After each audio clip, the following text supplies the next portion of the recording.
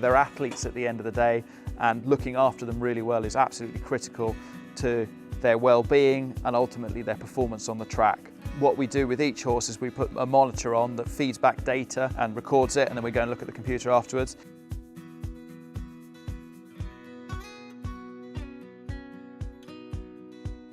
It will include stride metrics, so that's how many strides per second they take, the stride length that they take, and it'll also include the speed that they're going at, so then we can break down and see how fast did the horse go.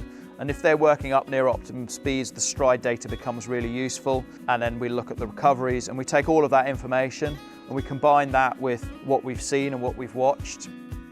And it also helps us in terms of, how can we improve the welfare and how we look after the horses? Can we spot things through the data that maybe just by looking at a horse that we can't quite see, they can't talk to us. A human athlete can say, oh, I don't feel quite comfortable to their coach.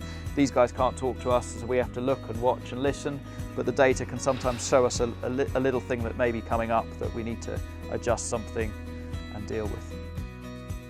We're both very analytical, we're both very caring, and we both adore horses. I think that's fundamental to being a trainer. I have a scientific background. I went to Cambridge University and did physiology, so that's really helpful to be able to bring that approach and the knowledge into understanding all the different dynamics of training and why we do different things, so we can adapt it. And Dan is very creative, very analytical as well, but he's able to get out there and research. He loves reading articles and listening to podcasts and absorbing information, so he can bring a lot of new stuff into the training. We're all different. We all want different trips, which is why we do the genome testing on our yearlings. That just helps, gives us a guide on the muscle types of the horse, so whether they're sprinters or stayers, so we can adapt their training from day one.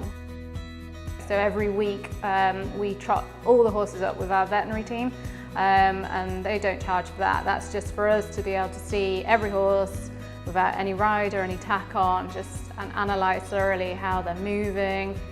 We can flex up joints, you can feel their backs, check their muscles, do they need a physio treatment? Our physio comes once a week.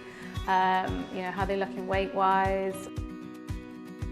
It's really important that the public are able to come in and see what we do and understand how we look after horses, and the huge amount of work that goes into looking after each horse, and they can see the team and the number of people that are caring for each horse.